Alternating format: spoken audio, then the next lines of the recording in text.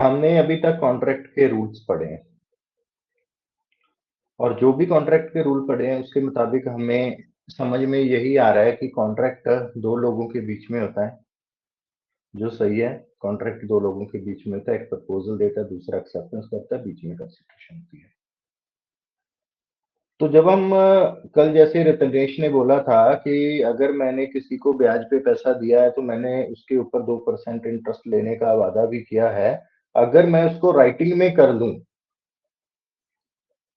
तो वो एक कॉन्ट्रैक्ट है, एग्रीमेंट है, वो कॉन्ट्रैक्ट का रूप ले लेता है। तो ये तो दो लोगों के बीच में बात हुई कि ए ने बी को कुछ दिया, बी ने उसकी एक्सेप्टेंस करी और दोनों ने बैठ के कुछ एग्रीमेंट बना लिया।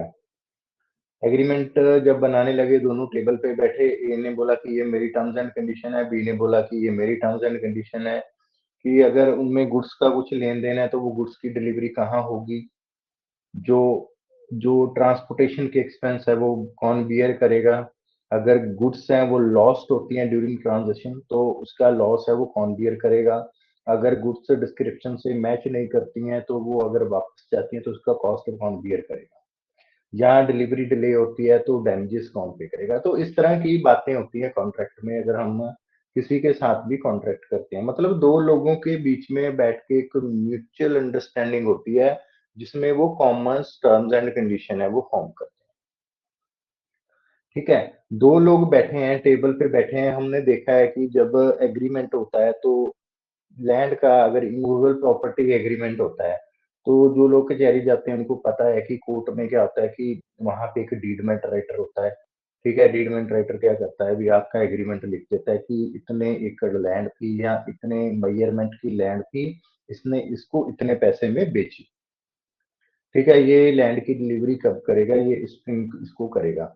या हमने कोई गाड़ी का लेन देन किया या हमने किसी भी प्रकार का लेन देन किया तो हम कहते हैं कि कोर्ट में चल के इसकी लिखा पढ़ी कर लेते हैं। होता है ना जॉली? जॉली, आवाज आ रही है ना आपको? आपने थोड़ा लेट ज्वाइन किया।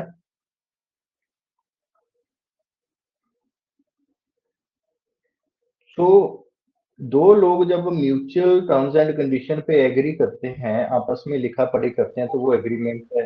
हाँ जी जॉली। जी सर। हाँ जी सर।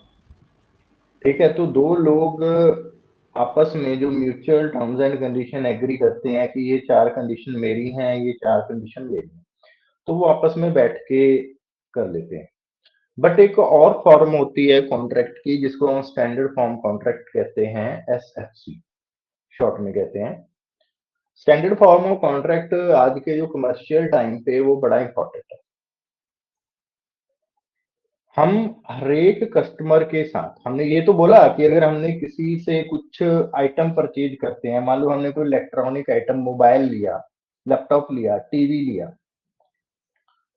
अब हम ऐसा तो नहीं है कि हमने टीवी लिया हम दुकानदार के साथ बैठ के उसको कोर्ट में ले जाके लिखा पढ़ी करेंगे कि मैंने इस कलर का टीवी लिया है, इसकी इतनी वारंटी है, अब तुम मेरे को उसको वारंटी देगा, अगर नहीं होगा तो तुम इसकी जिम्मेदारी लोगे। ऐसा तो नहीं हम करते।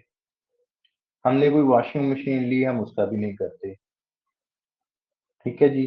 उसके बाद हमने कोई गाड़ी तक अगर परचेज करी है, हम उसका भी डीलर के साथ बैठ के कोई एग्रीमेंट।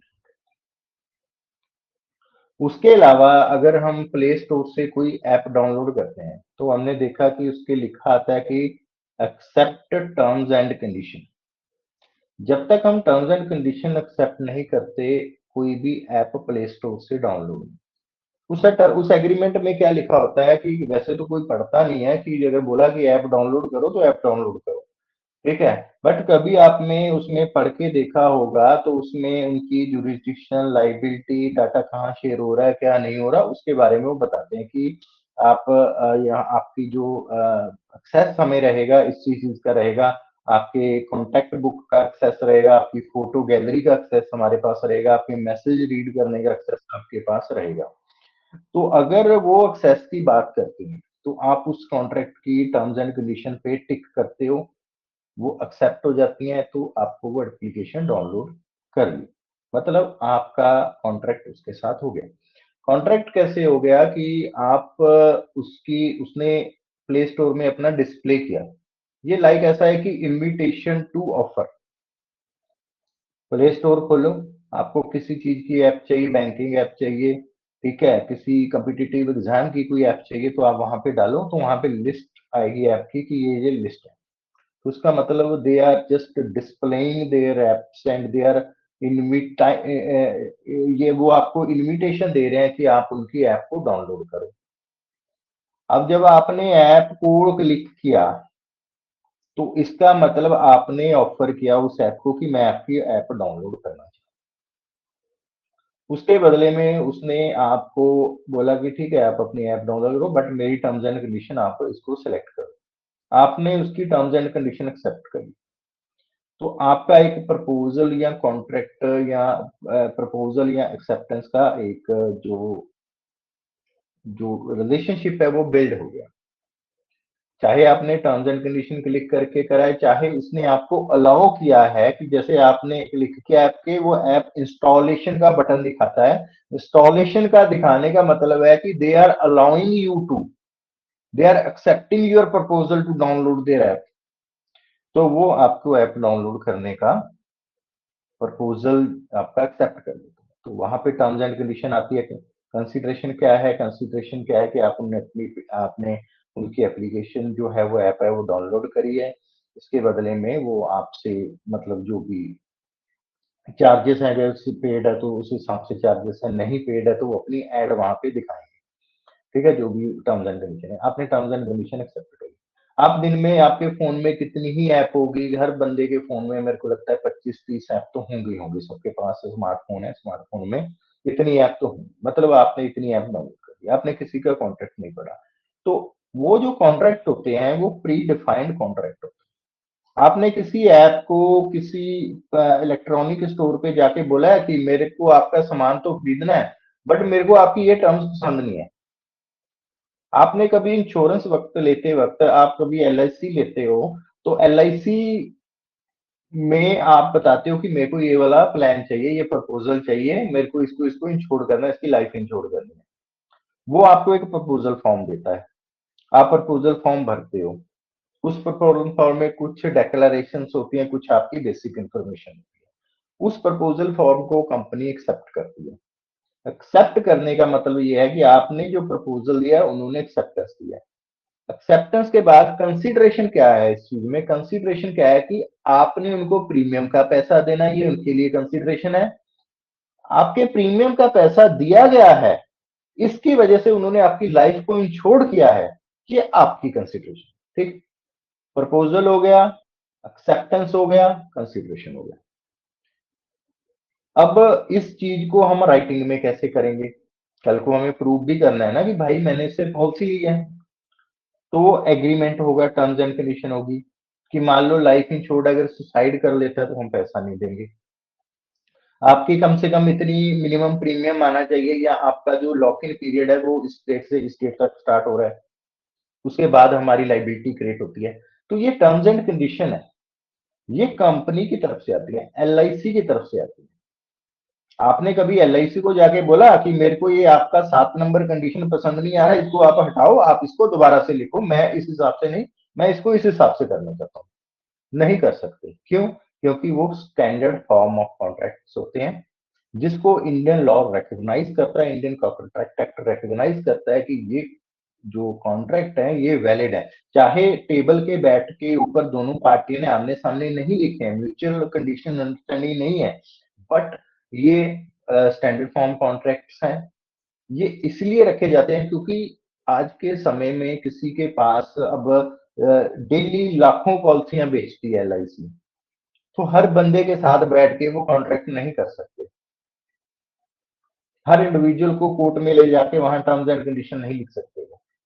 अगर वो लिखेंगे भी उनके लिए वो पॉसिबिलिटी ही नहीं है किसी भी तरह। चाहे आप जनरल इंश्योरेंस का कॉन्ट्रैक्ट ले लो, चाहे आप लाइफ इंश्योरेंस का कॉन्ट्रैक्ट ले लो, आप बैंक में खाता खुलवाने जाते हो, वो आपसे साइन करवा लेते हैं कि हमारी ये लाइबिलिटी होगी, ये टर्म्स एंड कंडीशन। आपने कभी बैंक को नहीं बोला कि ये टर्म्स एंड कंडीशन चेंज करो। क्यों? क्योंकि वो स्टैंडर्ड फॉर्म ऑफ कॉन्ट्रैक्ट है। अब स्टैंडर्ड फॉर्म ऑफ कॉन्ट्रैक्ट तो बन गए। स्टैंडर्ड फॉर्म कॉन्ट्रैक्ट होने की वजह से इंडियन कोर्ट्स क्या कहती हैं कि इसके फेवर में जाती हैं कि अगर स्टैंडर्ड फॉर्म कॉन्ट्रैक्ट है तो कोर्ट ये समझती है कि जो दूसरी पार्टी है डेफिनेटली है कि दूसरी पार्टी वीकर पार्टी है। वीकर पार्टी क्यों है? क्यों? मैं और एलआईसी का आपस में कोई म्यूचुअल मेल नहीं है। मैं एक इंडिविजुअल हूं, एक कॉमन मैन हूं। एलआईसी एक कंपनी है, एक कॉर्पोरेशन है। उसका और मेरा आपस में कोई मुकाबला नहीं, तो उसके मुकाबले मैं एक वीकर पार्टी। अब इंडियन कोर्ट क्या कहती है कि इसने स्टैंडर्ड फॉर्म कॉन्ट्रैक्ट किया। अगर उस स्टैंडर्ड फॉर्म की कॉन्ट्रैक्ट की कोई टर्म्स एंड कंडीशन एम्बिगुअस है, मतलब क्लियर नहीं है, तो उसकी इंटरप्रिटेशन कंज्यूमर के फेवर में जाएगी। उसकी इंटरप्रिटेशन जो प्रपोजी है उसके फेवर में जाएगी। आपने कभी कंज्यूमर लॉ पढ़ा होगा, कंज्यूमर प्रोटेक्शन एक्ट पढ़ा होगा। कंज्यूमर प्रोटेक्शन एक्ट को ये बोला जाता है कि कंज्यूमर प्रोटेक्शन एक्ट कंज्यूमर के लिए है। किसी भी प्रोडक्ट के ऊपर, किसी कंपनी के ऊपर आप केस फाइल करो तो उनको ज्यादा जोर लगाना पड़ता है केस को प्रूव करने के लिए। कोर्ट हमेशा इंटरप्रेट करती है कंज्यूमर के लिए। क्यों? क्योंकि वो स्टैंडर्ड फॉर्म कॉन्ट्रैक्ट है। कोर्ट ये मानती है कि स्टैंडर्ड फॉर्म कॉन्ट्रैक्ट में जो सेकंड पार्टी है उसको इतना समय नहीं मिला कि वो बैठ के उस किसी पर्टिकुलर टर्म्स को डिलीट करा सके, किसी पर्टिकुलर टर्म्स को ऐड करवा सके। तो ये जो है ये स्टैंडर्ड फॉर्म ऑफ कॉन्ट्रैक्ट है, जो कि जर्नल कॉन्ट्रैक्ट से अलग है। तो आज हम इसी के ऊपर बात करेंगे। होपफुली कि आपको इंट्रोडक्शन में जनरल स्टैंडर्ड कॉन्ट्रैक्ट की समझ लग गया होगा। तो मैं आपसे स्क्रीन शेयर करता हूँ पीडीएफ।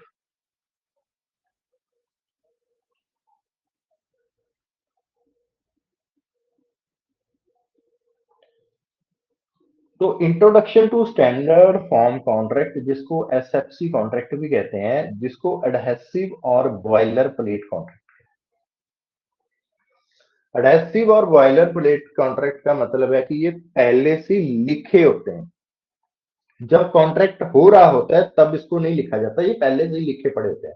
बॉयलर प्लेट कॉन्ट्रैक्ट का जो लिटरल मीनिंग है वो लीगल में ये यूज किया जाता है कि जो डॉक्यूमेंट में कुछ टर्म्स एंड कंडीशन पहले से लिखी जाती हैं, उन टर्म एंड कंडीशन को बार बार उन्हीं टर्म्स एंड कंडीशन को यूज किया जाता है, तो उसको बॉयलर प्लेट कॉन्ट्रैक्ट कहते हैं, जो प्री डिफाइंड है।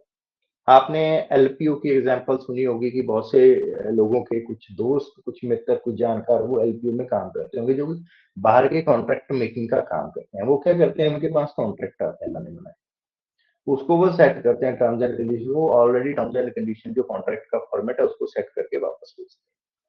तो ये जो एडहेसिव है या बॉयलर प्लेट कॉन्ट्रैक्ट है, वो कॉन्ट्रैक्ट है जिनकी टर्म्स एंड कंडीशन पहले से तय होती है, पहले से लिखी गई होती है, और वो हर कॉन्ट्रैक्ट में same he terms and condition use करते हैं, सिर्फ उसमें पार्टीज का नाम बदल जाता है। Pre written agreement where one party set all the terms. एक पार्टी के हाथ में सारी पावर होती है, जो स्ट्रॉन्गर पार्टी है। अदर पार्टी को उसको एक्सेप्ट करना होता है बिना किसी नेगोशिएशन, कोई नेगोशिएशन का स्कोप नहीं। ये आज के समय में हर ट्रांजैक्शन में ये हो रहा है कि आपने ईमेल सर्विस लेने आपने जीमेल को लॉग इन किया, तो जीमेल की टर्म्स एंड कंडीशन आएगी। आप जीमेल को तभी यूज कर पाओगे जब आप उनका कॉन्ट्रैक्ट वो एक्सेप्ट करोगे। इंश्योरेंस लेना है तो आपने इंश्योरेंस लेते वक्त कोई बार्गेन नहीं करते टर्म्स एंड कंडीशन के ऊपर, तो ये उस तरह के कॉन्ट्रैक्ट होते हैं। एग्जाम्पल के तौर पे कि आपने वॉशिंग मशीन परचेज करी। वॉशिंग मशीन की जो वारंटी की टर्म्स एंड कंडीशन है वो फिक्स होती है, उनको चेंज नहीं किया जा सकता। अगर आप कोई वॉशिंग मशीन ले रहे हो, ब्रांड की ले रहे हो, ब्रांड में लिखा जाता है कि इस वॉशिंग मशीन की जो मोटर है या इसका जो भी पर्टिकुलर पार्ट है उसकी 2 साल की वारंटी। आप उसको ये नहीं कह सकते कि नहीं मेरे को वारंटी 3 साल की करके दो। क्यों? क्योंकि वो स्टैंडर्ड है, आप उसकी टर्म्स नहीं चेंज कर सकते। आप ज्यादा से ज्यादा क्या करते हो, आप किसी और ब्रांड को देखते हो कि जिसमें वारंटी की टर्म्स एंड कंडीशन आपके थोड़ी सी फेवर में हो, जो कहते हैं कि सर्विस अच्छी है जी हमारी, वॉशिंग अच्छी है, तो उस टर्म्स एंड कंडीशन के हिसाब से आप चेंज करते हो। बट आप पर्टिकुलर कंपनी को ये नहीं कहते कि आपकी टर्म्स एंड कंडीशन मेरे को चेंज करके दो। क्यों? क्योंकि वो स्टैंडर्ड फॉर्म कॉन्ट्रैक्ट है। तो स्टैंडर्ड फॉर्म कॉन्ट्रैक्ट भी इंडियन कॉन्ट्रैक्ट को रिकॉग्नाइज करता है। Indian contract it does not distinguish from other. तो इंडियन कॉन्ट्रैक्ट एक्ट है स्टैंडर्ड फॉर्म कॉन्ट्रैक्ट को जर्नल या अदर कॉन्ट्रैक्ट से बिल्कुल अलग नहीं करता, क्योंकि ये बहुत वाइड स्प्रेडली ये यूज हो रहे हैं। स्पेशली इंडस्ट्रियल ग्रोथ जब से हुई है तब से हर एक एग्रीमेंट स्टैंडर्ड फॉर्म कॉन्ट्रैक्ट है, जो कि कोर्ट को फर्दर कोर्ट इसके ऊपर जो कंज्यूमर की प्रोटेक्शन है या वीकर सेक्शन वीकर पार्टी है उसको और ज्यादा प्रोटेक्ट करती है और ये इंश्योर करती है कि इसमें फेयरनेस बने। स्टैंडर्ड फॉर्म कॉन्ट्रैक्ट है एक जनरल रूल है, टेक इट और लीव इट, लेना हो लो, नहीं लेना तो छोड़ दो, ये डील है। आप किसी कंपनी को कह के देखना कि मैंने भाई ये टर्म्स एंड कंडीशन चेंज करानी है, मेरे को आपका सामान तो लेना है, मेरे को आपकी वॉशिंग मशीन कंपनी की लेनी है, बट मेरे को ये टर्म्स पसंद नहीं आ रही, मेरे को आप चेंज कर दो। उसका एक ही आंसर होगा उस कंपनी का कि भाई लेना है ले, नहीं लेना तो छोड़ दे। ठीक है, तो ये स्टैंडर्ड फॉर्म ऑफ कॉन्ट्रैक्ट है। अब जुडिशियल प्रोटेक्शन और रिसेंट केसेस क्या कहते हैं? जुडिशियल प्रोटेक्शन क्या कहती है कि जो वीकर पार्टी है, जो नेगोशिएशन की कंडीशन में नहीं है, उसके लिए कोर्ट हमेशा खड़ी है। प्रिंसिपल क्या यूज करती है कि क्लियर नोटिस ऑफ टर्म्स होना चाहिए, आपकी टर्म्स बिल्कुल साफ होना चाहिए। Interpreting ambiguous clause in favour of consumer, ambiguous की एक क्लॉज के दो मतलब निकल रहे हैं, जो मतलब कंज्यूमर के फेवर में जा रहा है कोर्ट उसको इम्प्लीमेंट करेगी। इनवैलिडेटिंग अनरीजनेबल टर्म्स, जैसे पहले आज तो नहीं, आए तो हर कंपनी अपनी टर्म्स एंड कंडीशन जो main major breach terms and condition है उसको मोटा मोटा करके लिखती थी।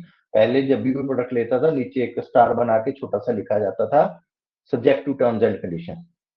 तो उसमें वो छोटी छोटी छोटी छोटी टर्म्स एंड कंडीशन है जो कि कॉन्ट्रैक्ट लेने वाले के नोटिस में भी नहीं आती थी।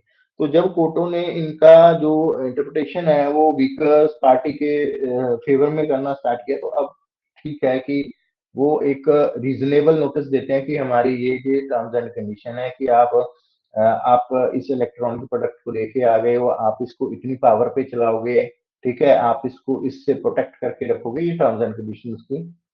Parker versus South Eastern Railway Company का केस है। Court rule that if a ticket has conditions the buyer is bound if reasonable notice was given even if they didn't return.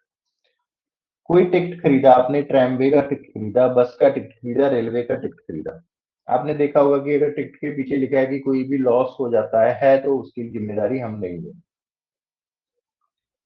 ठीक है, तो इस तरह की अगर कंडीशन आपने टिकट ले लिया, टिकट के ऊपर या टिकट के बैक साइड जहां पे भी है वहां लिखा गया है टर्म्स एंड कंडीशन, आपने पढ़ी है या नहीं पढ़ी उसका मतलब नहीं है, तो इसका मतलब रीजनेबल नोटिस हो गया।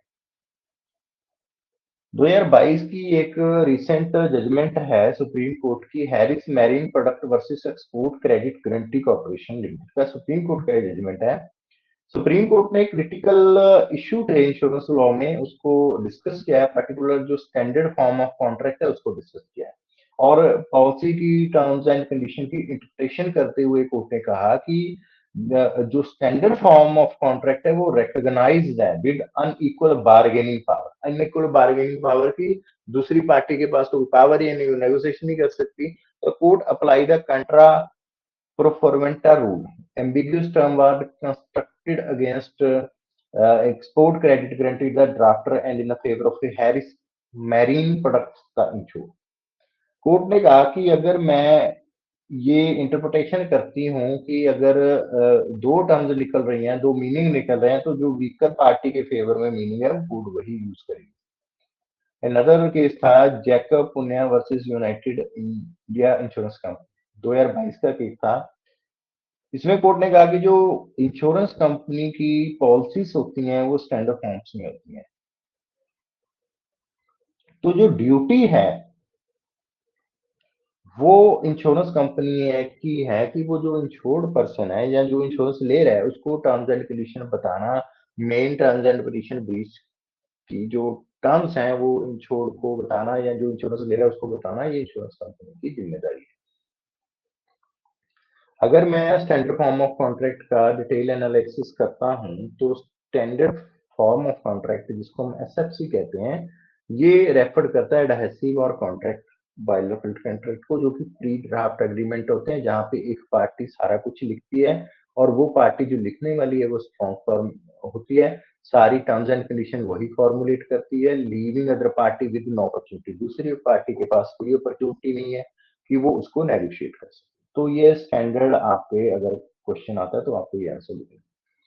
कॉमन लैंग्वेज में हम कहें कि लेना है ले, नहीं छोड़ दे, टेक इट और लीव इट।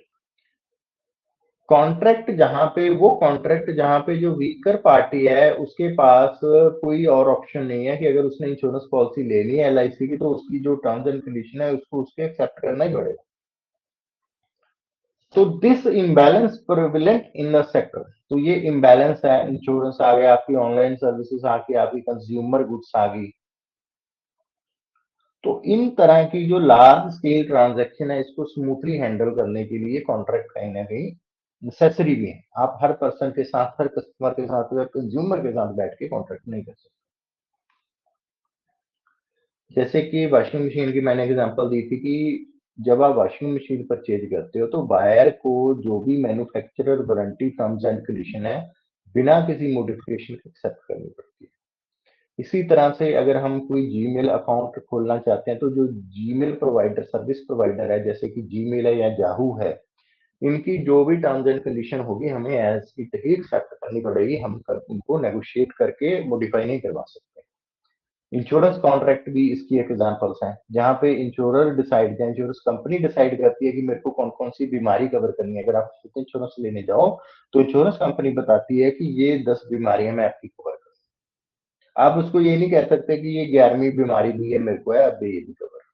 तो ये स्टैंडर्ड फॉर्म है। द लैंग्वेज क्या यूज होगी, कंडीशंस क्या होंगी, तो उसमें ऑफन बताया जाता है एग्जम्पशन क्लास क्या होगी, एग्जम्पशन की हम इस कॉन्ट्रैक्ट को इस कंडीशन में हम आपका क्लेम देंगे, इस कंडीशन में हम आपका क्लेम नहीं देंगे, तो ये एग्जम्पशन क्लास में साथ में लिखी जाती है। तो जैसे जैसे बिजनेस एक्टिविटी बढ़ रही है, ग्लोबल ट्रेड बढ़ रहा है, तो जो एसएफसी है इनका जो होना है ये भी बढ़ रहा है। तो ये लार्ज नंबरों में ये इंडस्ट्रियल डेवलपमेंट के कारण ये कॉन्ट्रैक्ट हो रहे हैं। ये एडहेसिव कॉन्ट्रैक्ट भी कहते हैं, जिनका मतलब है कि ये नॉन नेगोशिएबल टर्म्स के ऊपर आते हैं और ये कॉन्ट्रैक्ट एक्ट इनको गवर्न करता है बिना किसी डिफरेंशिएट के कि जो जर्नल कॉन्ट्रैक्ट है या जो दो पार्टियों के बीच में म्यूचुअली टर्म्स एंड कंडीशन है उनमें और इनमें कोई फर्क इंडियन कॉन्ट्रैक्ट नहीं करता है।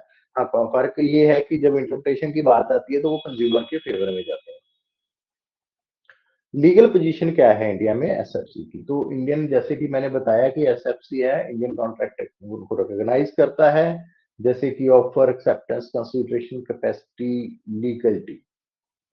कोई भी एसएफसी के लिए अलग से प्रोविजन नहीं है, तो सेम जो स्टैंडर्ड है वो जो नेगोशिएटेड कॉन्ट्रैक्ट है और ये जो नॉन नेगोशिएटेड कॉन्ट्रैक्ट है सबके ऊपर लॉ इक्वली ही लगेगा। स्टैंडर्ड फॉर्म कॉन्ट्रैक्ट में भी देखा जाएगा कि आपने ये कॉन्ट्रैक्ट कोई दबाव में तो नहीं लिया। आज तो स्टैंडर्ड फॉर्म कॉन्ट्रैक्ट में ज्यादा इनकी संभावना नहीं होती है। तो इनहेरेंट बैलेंस है जो बार्गेनिंग पावर का इम्बैलेंस की वजह से कि एक पार्टी बार्गेन नहीं कर पा रही क्योंकि वो वीकर पार्टी है, दूसरी स्ट्रॉन्गर पार्टी है, इस वजह से कोर्ट को वीकर पार्टी के फेवर में आना पड़ा कि वो टर्म्स एंड कंडीशन अब ब्लाइंडली एक्सेप्ट कर रहे हैं विदाउट फुल्ली अंडरस्टैंडिंग। आप कोई टर्म्स एंड कंडीशन पढ़ने बैठ जाओ, आपको 2 दिन लगेंगे उसको पढ़ने में, समझने में। तो आप कॉन्ट्रैक्ट करते वक्त उनका पॉसिबिलिटी नहीं है आप पढ़ सकोगे। जैसे कि इंश्योरेंस में प्रिंटेड प्रपोजल या पॉलिसी दी जाती है जहाँ पे number of terms and condition होती है, जिसमें कुछ एग्जेम्पशन क्लासेस भी होती हैं जिसमें वो अपनी लाइबिलिटी रिस्ट्रिक्ट कर लेते हैं। जो प्रपोजी है वो नेगोशिएट तो कर नहीं सकता, उसको क्या करना पड़ेगा, उस कॉन्ट्रैक्ट को एक्सेप्ट करना पड़ेगा या रिजेक्ट करेगा। तो ज्यादातर लोग क्या कर रहे हैं, बिना पढ़े उसको साइन कर रहे हैं। तो इस चीज को बिना पढ़े साइन, या समझ कम लग रहे हैं, या टाइम नहीं है, या वो नेगोशिएशन की पोजीशन में नहीं है, इस वजह से कोर्ट को बीच में जुडिशियल इंटरवेंशन है करानी पड़ी और judicial protection of weaker party की हम बात करते हैं। जहां पे अनइक्वल बार्गेनिंग पावर है, कोर्ट ने कई तरह के मोड थे वो अडॉप्ट किए कि प्रपोजी को एसएफसी कॉन्ट्रैक्ट में फेयरनेस आए, उसमें कुछ भी उसके साथ अन्याय ना हो, उसकी एक्सप्लॉयटेशन ना हो। तो उसके कुछ मोड हैं, जैसे कि reasonable notice of terms and condition. जो प्रपोजर है, चाहे वो इंश्योरेंस कंपनी है, चाहे कोई प्रोडक्ट बनाने वाली कोई कंपनी है, उनको रीजनेबल और प्रॉपर नोटिस अपनी टर्म्स एंड कंडीशन का प्रपोजल को देना है। आल्दो अगर उनकी 10 टर्म्स एंड कंडीशन है, 10 में से अगर जो main important terms and condition है उसका नोटिस तो उनको देना ही होगा। Ensure the weaker party is aware that they are agree.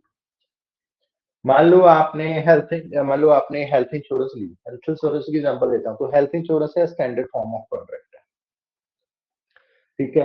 तो उसमें अगर 2 पेज की टर्म्स एंड कंडीशन लिखी है, तो उन 2 पेज की टर्म्स एंड कंडीशन में क्या होगा कि इंश्योरेंस कंपनी कम से कम मेन टर्म्स एंड कंडीशन तो ये बताएगी कि आपकी हम हेल्थ इंश्योरेंस कर रहे हैं, बट हम आपकी जो बीमारी है इंश्योरेंस पॉलिसी लेने के 48 आवर बाद हम इसको 48 मंथ के बाद हम कवर करेंगे। आपको कोई प्री एग्जिस्टिंग डिजीज नहीं होनी चाहिए, हम नहीं कवर करेंगे। हम आपका कैटरेक्ट का जो ऑपरेशन है वो हम कवर नहीं करेंगे। हम आपके हॉस्पिटलाइजेशन के एक्सपेंस कवर नहीं करेंगे। तो ये रीजनेबल जो बातें हैं वो वीकर पार्टी को बताने की जिम्मेदारी है वो प्रपोजर की है। जैसे कि Parker versus South Eastern Railway Company का केस है, पुराने केसेस हैं, ये लैंडमार्क जजमेंट हैं। प्लेंटिफ ने जो अपना बैग था वो रेलवे स्टेशन पे डिपोजिट किया और वहां से उसको टिकट मिल गई, जिसको हम बोलते हैं कि रसीद मिल गई। उस रसीद के ऊपर लिखा हुआ था कि उनकी लाइबिलिटी है 10 पाउंड तक। आपने बैग रखा रेलवे के काउंट, मतलब जो बैग का जो रूम है उसमें, आपने लगेज रूम है उसमें आपने बैग रखा, उससे आपको टिकट मिली, टिकट में उसमें लिखा होता है कि हमारी लाइबिलिटी 10 पाउंड तक की। कोर्ट ने ये हेल्ड किया कि अगर प्लेंटिफ को इस बात का पता होता कि कुछ लिखा गया है या पता था बट उसने पढ़ी नहीं है, पढ़ी थी या नहीं पढ़ी थी, अगर टिकट के रीजनेबल आगे या टिकट के पीछे लिखा है कि लाइबिलिटी अप टू 10 पाउंड, तो प्लेंटिफ की जिम्मेदारी बनती है कि उसको पढ़ना। अगर नहीं पढ़ी तो वो बाउंड है, रीजनेबल नोटिस गिवन दिया गया है। मेलिस लर्न जज नोटिस किया कि if he knew there was writing on the ticket, उसने देखा कि टिकट के पीछे कुछ लिखा हुआ है या टिकट के ऊपर कुछ लिखा हुआ है, बट उसने उसको नहीं पढ़ा। और हाँ, उसको ये भी पढ़ा नहीं पढ़ा, बट उसको ये लगा कि कुछ टर्म्स एंड कंडीशन लिखी है, बट उसने इग्नोर मार दी, तो भी वो बाउंड है कि जो नोटिस दिया गया है कि 10 पाउंड तक लाइबिलिटी है, तो वो रीजनेबल नोटिस है। दूसरा केस है Thomson versus London Midland Scottish Railway Company. इसमें हेल्ड किया कि illiteracy inability to read is no defense if reasonable notice was provided and facing the proposal duty to ensure it clarify। आप कह जी मेरे को तो पता नहीं था, मैं तो अनपढ़ था। आप देख तो सकते हो ना, जब आपको टिकट दिया गया, टिकट के ऊपर कुछ लिखा हुआ तो आप पढ़ नहीं सकते, आप उस टिकट देने वाले से पूछ सकते हो कि भाई इसमें क्या लिखा हुआ है। वो कहेगा कि आपको हमने लिखा है जी इसके ऊपर हमारी, अगर आपका बैग गुम होगा तो हम 10 पाउंड से ज्यादा नहीं देंगे। आल्दो जिम्मेदारी प्रपोजर की है, बट आप इनएबिलिटी का, आप इलिटरेसी का डिफेंस वहां पे नहीं ले सकते।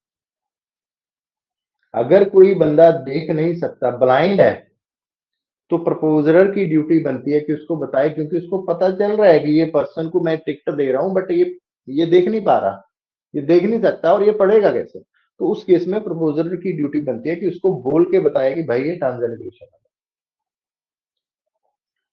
मैकिलियन versus campaign dash Calcutta high court का केस था कि प्लेंटिफ ने स्टीमर की टिकट थी एक्सेप्ट करी। अब वो टिकट फ्रेंच में थी। अब उसने बोला कि मेरे को तो फ्रेंच आती नहीं, मैं तो पढ़ी नहीं। कोर्ट ने ये रिजेक्ट कर दिया कि nothing had noting that he had time to get it translated. जब वो ट्रांजिट में या स्टीमर में बैठने था, उसके पहले उसके पास टाइम था कि जब उसको टिकट पहले मिल गई थी, 1 दिन पहले मिल गई थी या 2 घंटे पहले मिल गई थी, वो किसी से ट्रांसलेट करवा के उसको पढ़ाता।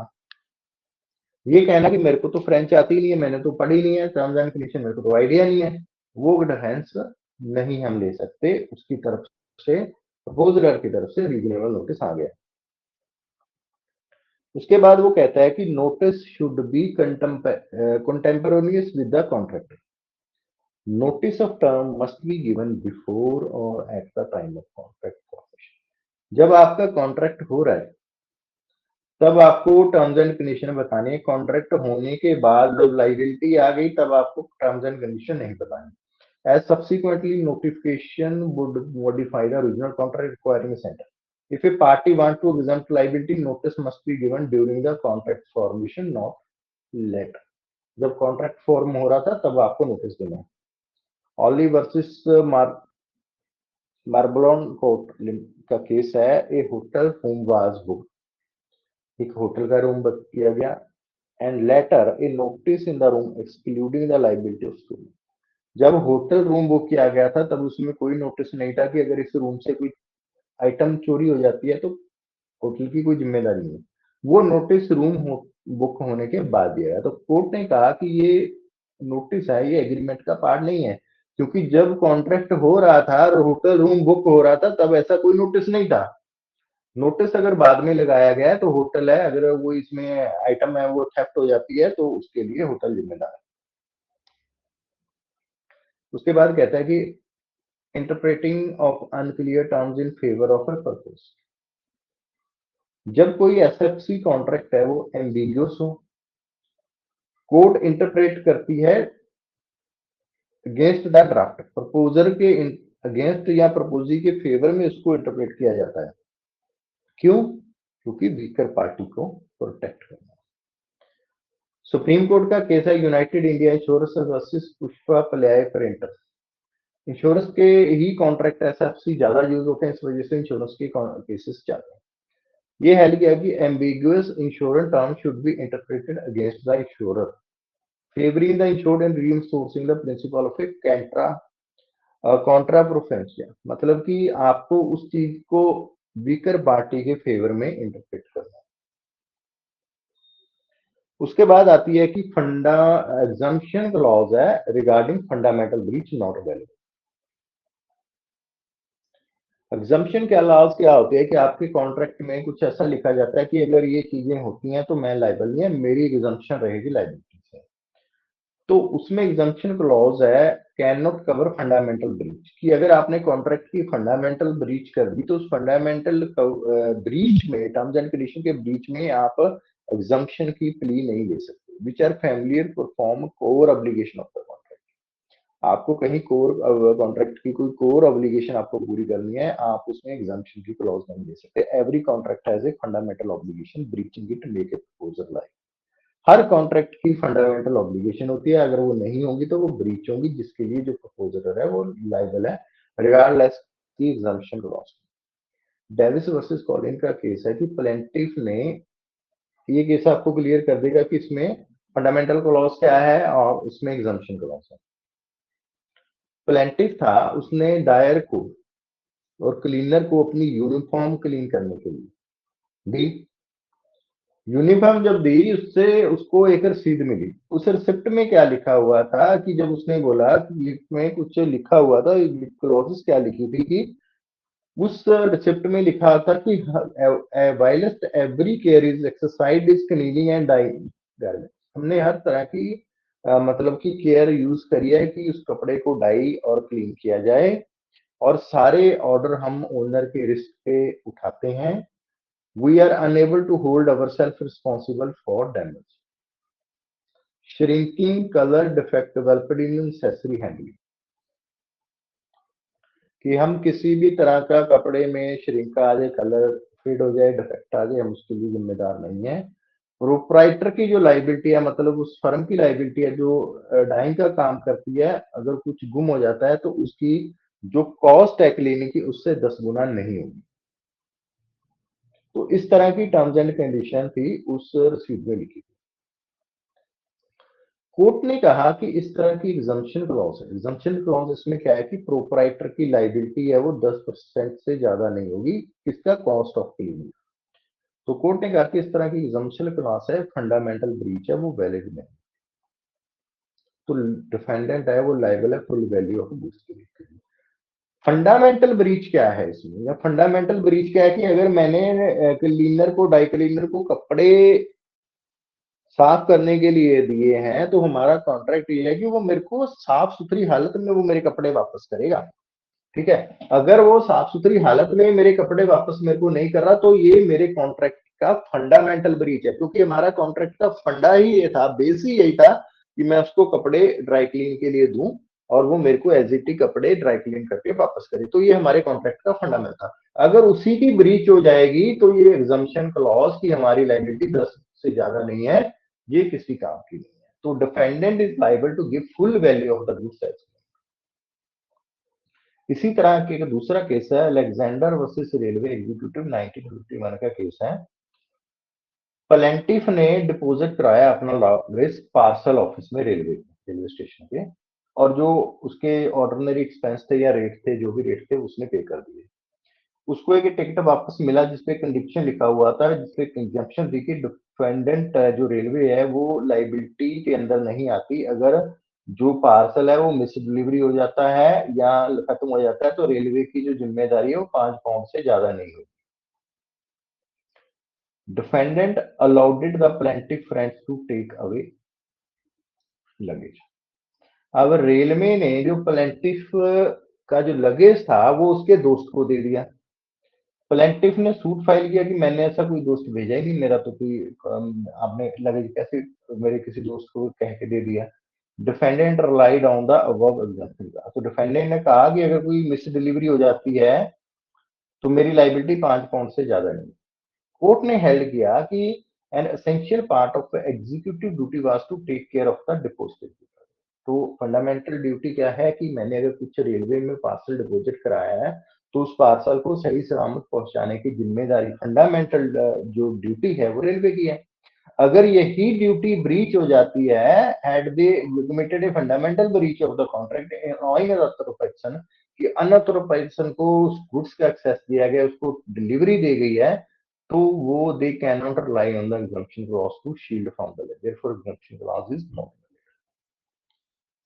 आप एग्जम्पशन क्लॉज लिख सकते हो, बट आप अगर एग्जम्पशन क्लॉज अपने कॉन्ट्रैक्ट के बेस पे लिखोगे, उसकी फंडामेंटल टर्म्स एंड कंडीशन पे लिखोगे, तो एग्जम्पशन क्लॉज है वो वैलिड नहीं रहेगी। उसके बाद आता है कि strict interpretation of exemption clause. दूसरा मेथड क्या है कि प्रपोजी को स्टैंडर्ड फॉर्म कॉन्ट्रैक्ट से बचाने का, वो है strict interpretation of exemption clause और interpreting the exemption clause in favour of the proposal. Exemption clause आ गई, आपने लिख दिया कि मेरी लाइबिलिटी तो 5 पाउंड से ज्यादा नहीं है, मेरी लाइबिलिटी 10,000 से ज्यादा नहीं। ठीक है, आगे कोई दिक्कत नहीं है। अब कोर्ट वीकर पार्टी को कैसे प्रोटेक्ट करेगी? कोर्ट का काम है उस इंटरप्रिटेशन को स्ट्रिक्ट रूल में, मतलब कि अगर उसकी दो मीनिंग ले या मतलब लिमिटेड नैरो सेंस में उसको इंटरप्रेट करेगी, और जो टर्म्स एंड कंडीशन प्रपोजी के फेवर में जा रही है वही उसको उस तरह से इंटरप्रेट करेगी। एक्रीब वर्सेस बूथ का केस है। बाय ए रिटन एग्रीमेंट, एक एग्रीमेंट हुआ, defendant plaintiff few room on the second and third floor of their premises for office and store। Agreement के मुताबिक डिफेंडेंट ने प्लेंटिफ के लिए कुछ रूम सेकंड और थर्ड फ्लोर के ऊपर छोड़ने थे उसके ऑफिस और स्टोर के लिए। They remained in their possession a water closet on the fourth floor.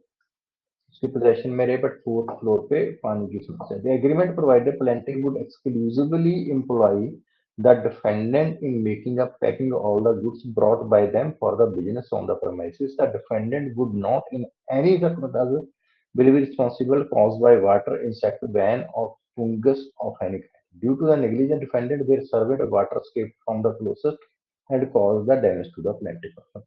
उसको रेंट पे दी और साथ में लिख दिया कि भाई पानी फोर्थ फ्लोर पे चलता है, अगर उसमें से कोई दिक्कत होगी तो हमारी जिम्मेदारी नहीं है। अब कोर्ट कहती है कि फंडामेंटल तो ये है कि अगर उसने गोडाउन लिया, स्टोर लिया, तो स्टोर लिया के मतलब कि उसने अपनी गुड्स को बचाने के लिए लगाए। तो it was held that exemption clause must be limited to the purpose of a contract. Purpose was to exempt the defendant from liability of goods that came into their possession for packing or maintenance. Exemption clause must be confined to this and not to apply the personal or any other goods or according to the defendant's work। कि आपकी exemption class आपके contract तक ही सीमित होनी चाहिए, जहां पे आपकी वो फंडामेंटल ब्रीच को तोड़ रही है वहां से एग्जम्पशन क्लास की कोई इंटरप्रिटेशन नहीं जाएगी। उसके बाद unreasonable terms on unconscionable terms not valid. जो दूसरा मोड है वीकर पार्टी को प्रोटेक्ट करने का, वो है कि अनरीजनेबल टर्म को कॉन्ट्रैक्ट से एक्सक्लूड किया जाए, उसको बाहर निकाला जाए और उन टर्म्स को इनवैलिड किया जाए। And it terms unreasonable it if it defeat the very purpose. अगर वो कॉन्ट्रैक्ट के पर्पस को डिफीट कर रही है तो वो अनरीजनेबल है। लिली वाइट वर्सेस मनुस्वामी का केस है, मद्रास हाईकोर्ट का केस है। इस केस में लॉन्ड्री शिप थी जिसमें कंडीशन लिखी हुई थी कि customer would be entitled to claim only 15% of the market price और value of the article in a case of a loss. Plaintiff न्यूज फारी सूट वाज लॉस। कि लॉन्ड्री तो कह रही है कि 15% तक मार्केट वैल्यू का तुम ले सकते हो और प्लेंटिफ का नया सफारी सूट गुम हो जाता है। कोर्ट ने कहा कि जो कंडीशन प्रिंट करी गई हैं बिल के ऊपर वो गवर्न करती हैं और मोडिफ करती हैं सिंपल कॉन्ट्रैक्ट को, subject to obligation on the part of businessman to perform the process properly and to return the article safe and intact. But if a condition is imposed which is in flagrant infringement of the law relating to the negligence, the court will not enforce such a term which is not in the interest of a public. Unreasonable term लिखी हुई है कि हम 15% का लेंगे, तो कल को आपने वो सूट बेच दिया या आपकी नेग्लिजेंस से वो सूट गुम हो गया उसका, तो आप नेग्लिजेंस को कवर नहीं कर सकते एग्जम्पशन क्लॉज में। एक बिजनेसमैन की ड्यूटी बनती है कि अगर उसने कोई धंधा चलाया है, कोई बिजनेस चल रहा है उसका, तो उस बिजनेस को अच्छे से रन करना, अपने कस्टमर का ख्याल रखना उसकी ड्यूटी बनती है। कोई ऐसी टर्म्स एंड कंडीशन जो उसकी नेग्लिजेंस को ही एग्जम्प्ट करती है, इस तरह की कोई भी टर्म्स एंड कंडीशन अलाउ नहीं होगी which is not in accordance with the public policy. There is a certain justification for observation that this enforcement of condition may well be putting a premium upon the obstruction of it. अगर इस case में वो लिख देता है कि जो मेरी लाइबिलिटी है कि 100 रुपए की आइटम है, मेरी लाइबिलिटी है वो 15% तक है, मैं 15 रुपए दूंगा, कल को वो बेच रहा है बाहर किसी को 50 रुपए में या 50% में, उसको बोला कि ये तेरे पकड़ रुपए 15 रुपए, तो कोर्ट कहती है कि इस तरह की अनरीजनेबल जो कंडीशंस हैं ये इंटरप्रेट नहीं हो सकती प्रपोजरी के फेवर में या बिजनेसमैन के फेवर में। The terms unconscionable is defined when used with reference to action showing no regard for the conscience. आपकी आत्मा से परे जाके कोई टर्म्स एंड कंडीशन लिखी है, किसी मतलब कुछ भी आपने ऐसी टर्म्स एंड कंडीशन लगा दी जिसमें आपका मतलब पब्लिक पॉलिसी अगेंस्ट है, तो वो माननी नहीं जाएगी। Central inland water versus Brojonath Ganguly का केस है 1986 का। कोर्ट ने हेल्ड किया कि अगर कॉन्ट्रैक्ट और जो टर्म्स कॉन्ट्रैक्ट की वो अनकॉन्शियसनेबल है at the time contract, the court में refuse to enforce. Unconscionable bargain would be brought about any economic distress even between the party who may not in economic distress between the party who may not in economic terms to situate differentially। आपने कोई loan लिया, आपको बड़ी need थी loan की, bear need थी कि आपका बेयर नेसेसिटी थी कि आपको लोन लेना पड़ा। अब लोन देने वाली कंपनी ने आपसे टर्म्स एंड कंडीशन साइन करा ली कि हम 24% ब्याज लेंगे, तो अनकंशनेबल है क्योंकि वो तो गरीब बंदा है, वो फंसा हुआ है, उसको पैसे की जरूरत है, तो आपने उसकी मजबूरी का फायदा उठा के कोई ऐसी टर्म्स एंड कंडीशन लिख दी कि उसको वो करनी पड़ रही है, तो कोर्ट कहती है कि ऐसी टर्म्स एंड कंडीशंस हैं वो वैलिड नहीं। उसके बाद जो पॉइंट आता है वो है एग्जम्पशन क्लॉज और लाइबिलिटी टॉट। टॉट की लाइबिलिटी और एग्जम्पशन क्लॉज का आपस में क्या रिलेशनशिप है? अगर कॉन्ट्रैक्ट में लिखा गया कि मेरी लाइबिलिटी नहीं है, जैसे कि हमने ऊपर पढ़ा कि उसने उसके सफारी सूट को गुम कर दिया, अब टॉट की लाइबिलिटी की है इसमें, या उसकी किसी गुड्स को डैमेज पहुंचाया गया, तो कॉन्ट्रैक्ट की लाइबिलिटी के साथ साथ टॉट की लाइबिलिटी भी आती है। तो उस केस में एग्जम्पशन क्या करती है, क्या वो टॉट की लाइबिलिटी से भी उसको बचाती है? Where an exemption clause is exhaustive enough to exclude every liability of the proposer under the standard form, it may not exclude liability। आपने लिख दिया कि आपके लाइबिलिटी हर तरह से एक्सक्लूड की जा रही है, आप किसी भी चीज के लिए कुछ भी जिम्मेदारी नहीं लेते। फॉर एग्जाम्पल हमने ऑनलाइन ऐप डाउनलोड करी, उसमें लिखा हुआ था कि हम आपके कॉन्टैक्ट बुक का जो एक्सेस है वो हम लेंगे, उसका जो लॉग है वो हमारे पास रहेगा। उसमें आपके 100 कॉन्ट्रैक्ट्स हैं, कॉन्टैक्ट नंबर्स हैं। तो आपका पर्सनल डाटा है, आपकी गैलरी का एक्सेस उसने ले लिया, फोन गैलरी का एक्सेस ले लिया, उसमें आपके फोटोज हैं, कुछ पर्सनल फोटो भी हो सकते हैं, कुछ आपके बैंक अकाउंट डिटेल्स भी हो सकते हैं। अब उनकी जिम्मेदारी बनती है कि वो उस डाटे को प्रोटेक्ट करके रखें, किसी थर्ड पार्टी अनऑथोराइज पर्सन के साथ ना शेयर। वो कहते हैं कि अगर अपनी एग्जम्पशन क्लॉज में कॉन्ट्रैक्ट में कि अगर ये डाटा ब्रीच होता है तो हमारी जिम्मेदारी सिर्फ यहां तक की है, मतलब लिमिटेड कर देते हैं अपनी जिम्मेदारी को। बट प्राइवेसी के साथ खिलवाड़ करना लाइबिलिटी ऑफ टॉर्ट में भी आता है कि आपने प्राइवेसी ब्रीच करी है, इसके कौन, उसने आपका डाटा कहीं बेच दिया, क्रिमिनल लाइबिलिटी आ गई, टॉर्ट की लाइबिलिटी आ गई। तो क्या वो टॉर्ट की लाइबिलिटी से भी बच सकता है एग्जम्पशन क्लॉज के थ्रू? इसमें केस है व्हाइट वर्सेस जॉन का केस है। प्लेंटिफ ने एक साइकिल हायर किया डिफेंडेंट से, डिफेंडेंट ने एग्री किया कि उस साइकिल प्रॉपर ऑर्डर में रखेंगे, उसमें उस साइकिल को मेंटेन करेंगे, ये एग्रीमेंट हुआ। इस एग्रीमेंट में nothing in this agreement shall render the owner liable for any person. उस एग्रीमेंट में साथ में ये भी लिखा गया था, क्योंकि वो साइकिल रेंट पे देने का काम कंपनी करती थी, जो भी कस्टमर थे वो स्टैंडर्ड फॉर्म ऑफ कॉन्ट्रैक्ट था जिसमें लिखा जाता था कि हम साइकिल को इसकी अच्छी वर्किंग कंडीशन में रखेंगे, बट अगर इस साइकिल से किसी की इंजरी हो जाती है तो हम लायबल नहीं है। इस केस में प्लेंटिफ साइकिल के डिफेक्ट की वजह से प्लेंटिफ को इंजरी हो जाती है, और ये कोर्ट ने हेल्ड किया कि चाहे क्लॉज में लिखा था, उन्होंने लिखा था कि shall not render the owner liable for any person under the defendant, even they were negligent from their liability in the contract, it did not exempt from their liability of negligence.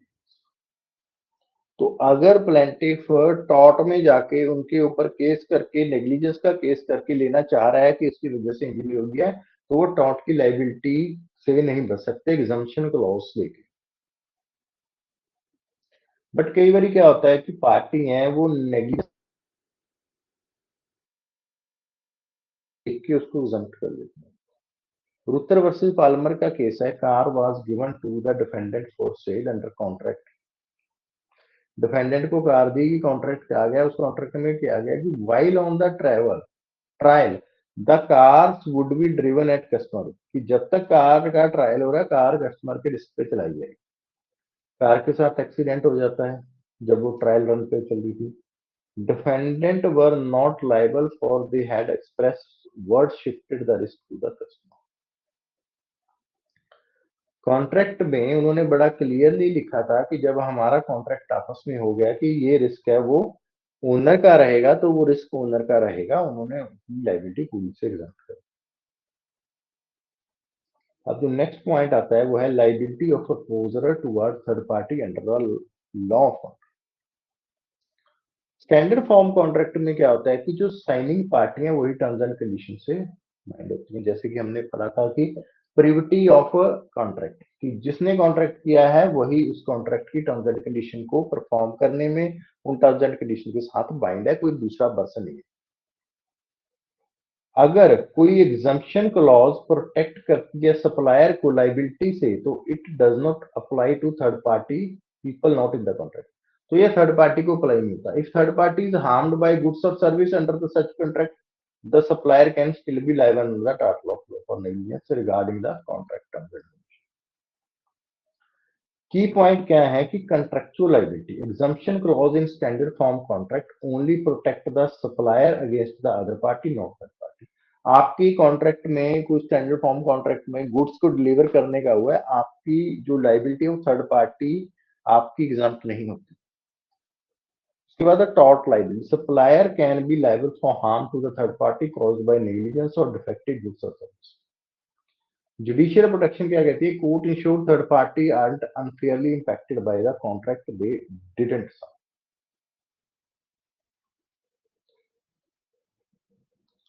अब मैं आपको यहाँ पे एक example देता हूँ, आपको बड़ा क्लियरली हो जाएगा कि आपने कार की इंश्योरेंस ली, आपने यहाँ ए ने कार की इंश्योरेंस ली, किस कंपनी से? बी से। ठीक है, इंश्योरेंस में क्या हुआ कि बी ने उसको गाड़ी इंश्योर कर दी थर्ड पार्टी रिस्क के अगेंस्ट। इंश्योरेंस कंपनी में उसने टर्म्स एंड कंडीशन लिख दी कि हमारी लाइबिलिटी तभी है जब ड्राइवर के पास ड्राइविंग लाइसेंस वैलिड होगा, तब हम थर्ड पार्टी को पैसा देंगे। ठीक है, अब ये कॉन्ट्रैक्ट है ए और बी के बीच में हुआ है। थर्ड पार्टी का टीपी का इसमें कोई लेना देना नहीं है। ठीक है, इन दोनों का कॉन्ट्रैक्ट ये हुआ है कि अगर थर्ड पार्टी को डैमेज होता है तो हम लाइबिलिटी तब देंगे अगर तुम्हारे ड्राइवर के पास ड्राइविंग लाइसेंस होगा। ड्राइविंग लाइसेंस होने का कॉन्ट्रैक्ट ए और बी के बीच में, ना कि थर्ड पार्टी के बीच में। ठीक है, तो ये स्टैंडर्ड फॉर्म ऑफ कॉन्ट्रैक्ट है। अब कोर्ट ये कहती है कि कॉन्ट्रैक्ट तो इनके बीच में हुआ है, इनके कॉन्ट्रैक्ट की ब्रीच का इफेक्ट इसके ऊपर नहीं आना चाहिए कि आपके ड्राइवर के पास लाइसेंस नहीं था, अब लाइबिलिटी एग्जम्प्ट नहीं हो सकती। क्यों? क्योंकि वो थर्ड पार्टी का आपके साथ कोई कॉन्ट्रैक्ट नहीं था। एग्जाम्पल और भी लेते हैं, एलिवेटर मेंटेनेंस केस है, Haseldine versus CA Daw and son. 19 elevator मतलब जो लिफ्ट होती है। कॉन्ट्रैक्ट, एक कॉन्ट्रैक्टर था, had a contract with the building owner to maintain a elevator. उसने बिल्डिंग में लिफ्ट लगाई, लिफ्ट को मेंटेन करने का जो कॉन्ट्रैक्टर था बिल्डिंग ओनर का, वो कॉन्ट्रैक्टर के पास था। साथ में उसने एग्जम्पशन क्लॉज भी लगाई कि कॉन्ट्रैक्टर की लाइबिलिटी कहां है। अब उस बिल्डिंग में एक पर्सन आया, उसने उस लिफ्ट को यूज किया, उस लिफ्ट की खराबी की वजह से उस थर्ड पर्सन को, या उसने अच्छे से रिपेयर नहीं करी, लिफ्ट टूट गई या लिफ्ट कहीं जाम होगी, उस वजह से थर्ड पार्टी को इंजरी होगी। कोर्ट ने हेल्ड किया कि कॉन्ट्रैक्टर लायबल है नेग्लिजेंस के लिए। क्यों? टॉर्ट के अंदर क्यों? क्योंकि उसकी जो एग्जम्पशन क्लॉज है वो अप्लाई नहीं होती विजिटर के ऊपर। हाँ, अगर ओनर और बिल्डिंग को कुछ हो जाता तो उनकी एग्जम्पशन क्लॉज एप्लीकेबल होती। तो कोर्ट कहती है कि अगर थर्ड पार्टी की लाइबिलिटी की बात आ रही है तो इसमें एग्जम्पशन क्लॉज जो कॉन्ट्रैक्टर ने ओनर के साथ करी थी कि मैं इस कंडीशन में लायबल नहीं हूं, वो यहाँ पे एप्लीकेबल नहीं होती, क्योंकि यहाँ पे इंजर्ड होने वाला जो टॉर्ट की लाइबिलिटी क्रिएट हुई है, जिसके द्वारा वो पर्सन थर्ड पार्टी है। दूसरी एग्जांपल है डिफेक्टिव प्रोडक्ट सिनेरियो की, हम लेते हैं। कंपनी ने एक किचन अप्लायंसेस बेचा, मान लो एक मिक्सर बेच दिया। उसमें स्टैंडर्ड कॉन्ट्रैक्ट था कि रिटेलर के साथ क्लॉज, लिमिटेड क्लॉज थी कि अगर इसमें कुछ डिफेक्ट होता है तो वो रिटेलर के साथ कॉन्ट्रैक्ट था। कस्टमर ने बाय किया अप्लायंसेस उस रिटेलर से और अपने फ्रेंड को दे दिया। अगर उसे अप्लायंस में कुछ गड़बड़ आती है और उसका फ्रेंड जख्मी हो जाता है, तो company can be liable for negligence under tort despite the exemption clause as friend are not bound by the contract. कि उसके फ्रेंड का तो कंपनी से कोई कॉन्ट्रैक्ट नहीं हुआ, क्योंकि वो यूज कर रहा था, यूज की वजह से उसको इंजरी हुई, तो इस वजह से वो थर्ड पार्टी की कैटेगरी में आता है। और थर्ड पार्टी की कैटेगरी में आने का मतलब ये है कि वो टॉर्ट की लाइबिलिटी के लिए केस फाइल कर सकता है। एक और एग्जांपल ले लेते हैं, कंस्ट्रक्शन कॉन्ट्रैक्ट की एग्जांपल ले लेते हैं। एक कॉन्ट्रैक्टर था जिसने ब्रिज बनाया स्टैंडर्ड फॉर्म कॉन्ट्रैक्ट के साथ शहर में। उसकी एग्जम्पशन क्लॉज थी कि अगर कोई स्ट्रक्चरल इशू आता है ब्रिज में तो उसकी कोई जिम्मेदारी नहीं। अब उस पुल से एक राह चलता व्यक्ति है, वो इंजर्ड हो जाता है। क्यों? क्योंकि ब्रिज गिर जाता है उसकी फॉल्टी कंस्ट्रक्शन की। कॉन्ट्रैक्टर ने ब्रिज बनाया, उसमें साथ में एग्जम्पशन क्लॉज में लिखता है कि स्ट्रक्चरल इशू होगा तो मेरी जिम्मेदारी नहीं है। अब उसमें एक पेडेस्ट्रियन चलते हुए पुल गिर जाता है, उसमें एक पेडेस्ट्रियन इंजर्ड हो जाता है। कॉन्ट्रैक्टर है वो लायबल है पेडेस्ट्रियन की नेग्लिजेंस के लिए, क्योंकि एग्जम्पशन क्लॉज यहाँ पे काम नहीं करती थर्ड पार्टी के अगेंस्ट। तो ये हमारा था थर्ड पार्टी के अगेंस्ट कॉन्ट्रैक्ट या स्टैंडर्ड फॉर्म ऑफ कॉन्ट्रैक्ट। इसमें किसी को कोई डाउट है तो प्लीज आप क्लियर कर दो। क्लियर है सबको? तो आई थिंक बेसिक प्रिंसिपल्स आपको क्लियर हो चुके होंगे कॉन्ट्रैक्ट के।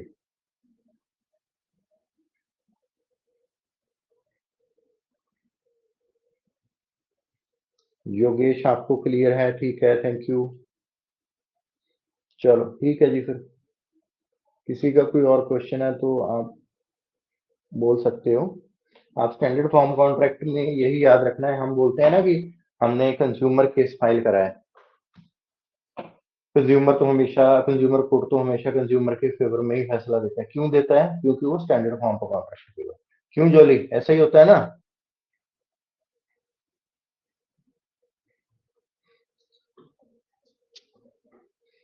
ठीक है, चलो ठीक है जी, गुड नाइट, फिर मिलते हैं कल।